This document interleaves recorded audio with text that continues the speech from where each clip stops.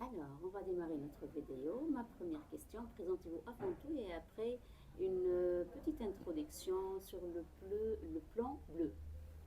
Bien, bonjour, je m'appelle Robin Degron, je suis magistrat de la Cour des comptes et biogéographe et je suis actuellement directeur du Plan Bleu. Le Plan Bleu, c'est un centre d'expertise des Nations Unies qui existe depuis 1977 et qui sert la Convention de Barcelone. La Convention de Barcelone, établie en 1976, c'est une convention de mer régionale pour la protection de la mer et du littoral méditerranéen.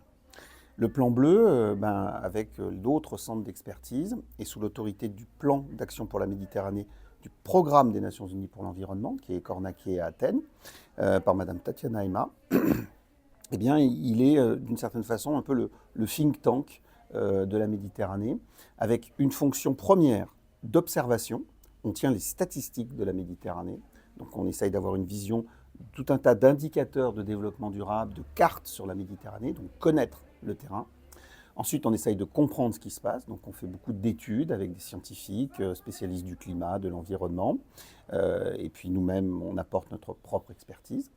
Et comme on est sur cette compréhension-observation, on est bien placé pour faire de la prospective. On va sortir début 2025 un grand rapport de prospective qui s'appelle le rapport MED 2050, d'essayer d'envisager les chemins du futur de la Méditerranée. Enfin, on est les mieux placés au sein du programme d'action de la Méditerranée avec nos collègues d'Athènes pour réviser ce qu'on appelle la stratégie méditerranéenne de développement durable, qui est un document cadre décennal qu'on est en train de travailler de nouveau pour la période 2026-2035, à 10 ans, pour donner, j'allais dire, un point de référence à tous les États du bassin, de façon à ce qu'on travaille tous ensemble dans des lignes d'action communes. Ça, c'est validé par les États, hein. Ce n'est pas un document, ce n'est pas une étude, c'est un élément de politique publique de développement durable validé par les conférences des parties de la Convention de Barcelone, la prochaine ayant lieu fin 2025, en décembre, en Égypte, Alexandrie ou Le Caire. Voilà un peu notre cadre, j'allais dire, fondamental, nos métiers. Et puis on a des axes thématiques plus privilégiés, on ne peut pas tout faire, on travaille en partenariat avec nos collègues par exemple de Barcelone sur l'économie circulaire, avec nos collègues de Croatie à Split sur l'aménagement des zones côtières, voilà, on travaille en commun. Avec notre collègue de Tunis aussi, Elias Amous Hamza, qui est le directeur du SPARA, qui travaille sur les aires marines protégées, c'est sa spécialité.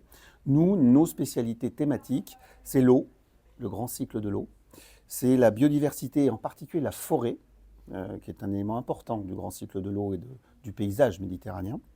On travaille également sur la ville résiliente, où se concentre l'essentiel des enjeux et des habitants, sur le tourisme durable, qui est une activité économique majeure sur le bassin méditerranéen, et plus récemment, on a investi le champ de l'économie des finances vertes pour essayer de trouver les moyens d'agir et de dégager des financements pour une transition écologique et d'adaptation au changement climatique qui urge désormais sur le bassin. Maintenant, revenons à l'atelier de formation. Est-ce que l'économie circulaire, est-ce que facile de parler aux journalistes surtout de l'économie circulaire aujourd'hui? Économie circulaire, donc c'est pas le champ de spécialité premier du plan bleu. Il y a eu de nombreux experts j'allais dire, de tous les horizons qui sont venus parler de l'éco-conception, du recyclage, etc., du changement des pratiques des gens et du changement et de l'établissement de filières de recyclage. Donc là, les journalistes ont un vrai rôle, j'allais dire, d'information, formation, sensibilisation à des pratiques qui sont des pratiques comportementales négatives. Donc c'est intéressant et d'être concret. Nous, la question du recyclage, on la traite beaucoup sur l'approche de l'eau. Le premier bien à recycler et à préserver, surtout en Tunisie, en général au Maghreb, c'est l'eau. Donc là, le plan bleu, pour le coup, on a beaucoup travaillé sur cette question-là. Hier, on a visité d'ailleurs une usine de réutilisation, d'ailleurs de traitement des eaux usées à utilisation agricole. Typiquement, ça, c'est vraiment un sujet du plan bleu. La réutilisation. Réutiliser les eaux sales, urbaines en l'occurrence, pour les recycler à fin d'agriculture. C'est des enjeux considérables en termes d'investissement, parce que ça ne se fait pas comme ça, hein, je veux dire, le traitement de l'eau et surtout l'irrigation et la diffusion de cette eau retraitée. Mais ça, c'est un enjeu clé et très parlant en Tunisie. Et moi, j'ai beaucoup insisté dans mes présentations, et encore sans doute ce matin, sur la question de l'eau. Il y a le retraitement des matières, des batteries, des gravats de chantier, du plastique, évidemment, on en a beaucoup parlé. Mais la première question vraiment en Méditerranée, c'est la question de l'eau, parce qu'on va de plus en plus en manquer. Puisqu'il fait plus chaud, l'eau s'évapore.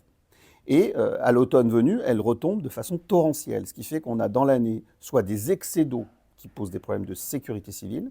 En Libye, il y a un an, cette année, il y a 3 semaines à Valence, en Espagne.